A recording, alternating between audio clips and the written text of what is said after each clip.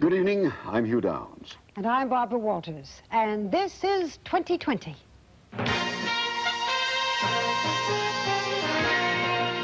On the ABC News Magazine, 2020, with Hugh Downs and Barbara Walters.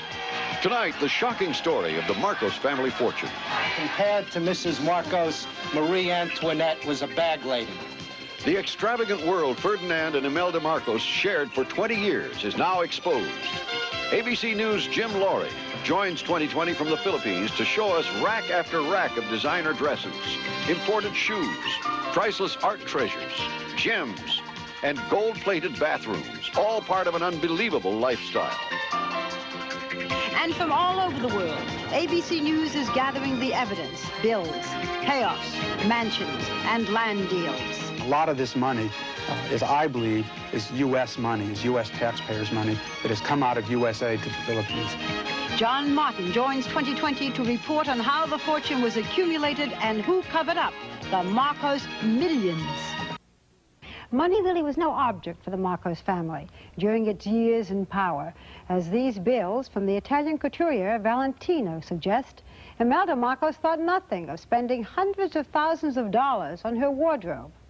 But it was in the Manila Palace, home of Ferdinand and Imelda Marcos, that literally no expense was spared. ABC's Jim Laurie is there.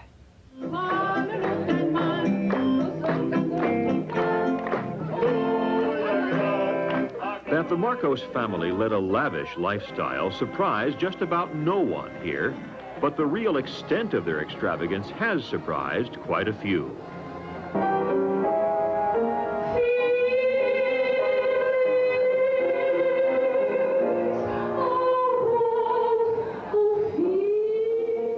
The personal videotapes, more than 1,000, shot by the palace cameraman, tell part of the story of parties at the glittering custom-built disco at Malacañang, the presidential palace. Of the special friends Imelda Marcos had, pianist Van Cliburn, who came to play, actor George Hamilton, who came to sing.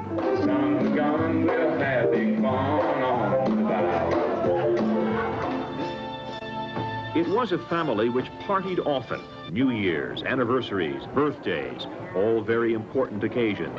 For Imelda's last birthday, last July, her husband composed a song.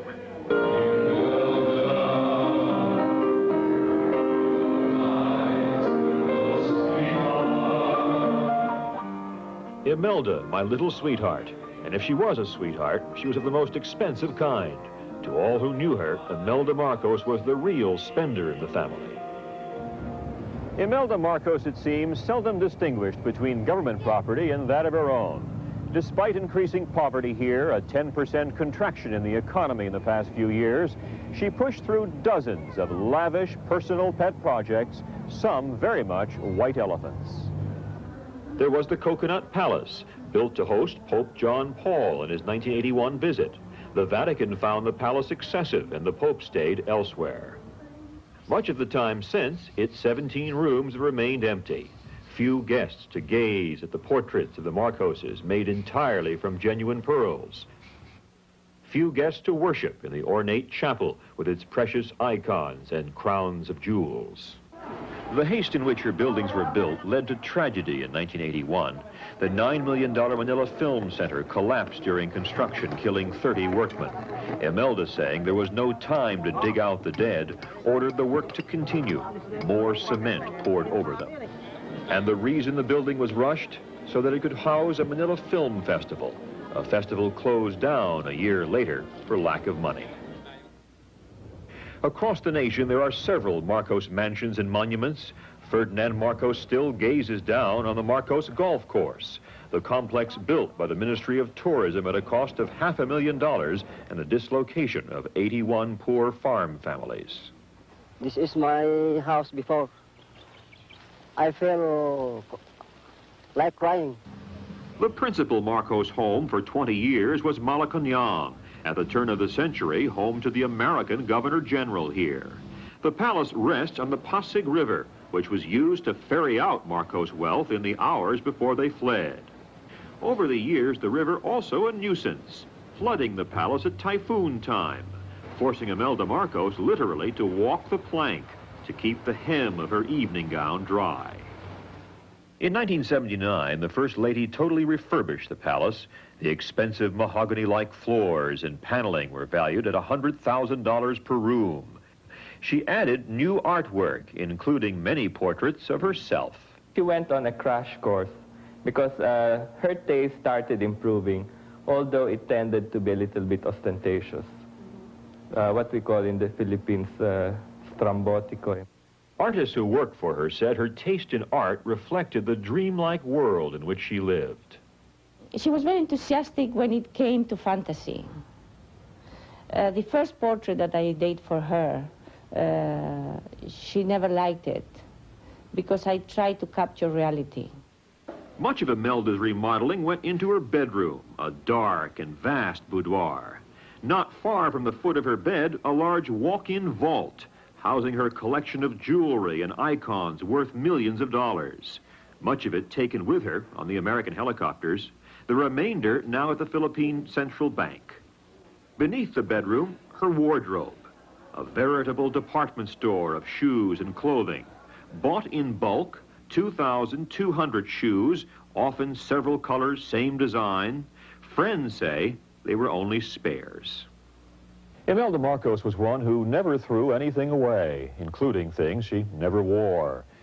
A Bill Blass suit from Bergdorf Goodman, New York, bought in 1983 for $238, and an assortment of other suits and blouses bought in Rome and Paris.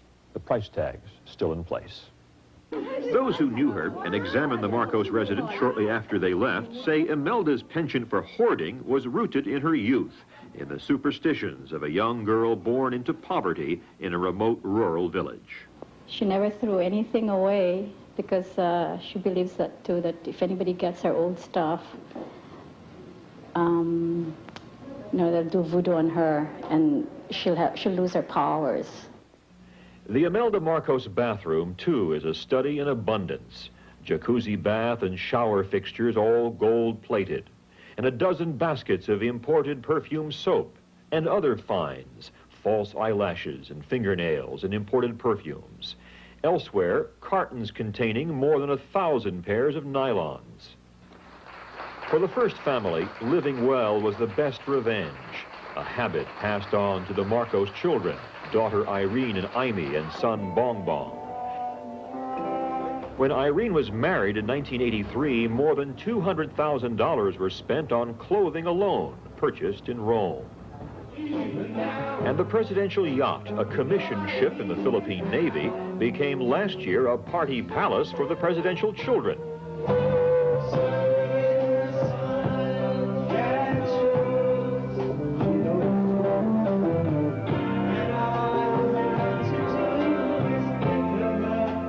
The young man in the red bow tie, the presidential son. By contrast, the life of the father seems simple. Ferdinand Marcos preoccupied largely with his power and his health. His bedroom, large, stark, and bare. A hospital bed, oxygen tanks, and other medical equipment at the ready. A fully equipped basement clinic, too. Alongside the machines that monitored the president's health, the robust pictures of the man he was a few years ago and the man he wanted to be again.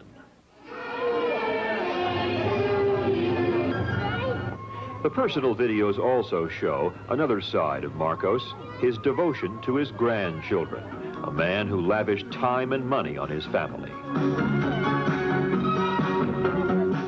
But time for Ferdinand Marcos was running out. In contrast to the elegance of the palace, on their final night, the Marcos family, apparently fearing attack, slept in a basement storeroom for the banquet crystal. On that final day, Marcos staged his last inaugural, a final speech to 2,000 invited supporters, and from Imelda, a final song. Dahil Sayo, because of you, there is a reason for living. On their last day in the Philippines, a sad ballad sung for the last crowd to cheer for Ferdinand and Imelda Marcos. Malacañang Palace is now open to the general public. President Aquino wants especially the Philippine poor to see the extravagance of the last regime. But in all this, Filipinos are seeing only a fraction of the Marcos splendor, for most of their wealth is not here at all, but rather in foreign lands. You? Jim Laurie in Manila, and thank you, Jim. In fact, Ferdinand and Imelda Marcos also have access to and may have concealed ownership in hundreds of millions of dollars worth of real estate in the U.S. and Europe as well. In Manhattan alone, 5 properties worth an estimated $350 million, including a lavishly decorated townhouse on the fashionable and pricey East Side, an office building on Wall Street, a new $70 million shopping center across the street from Macy's, and a tower on Fifth Avenue.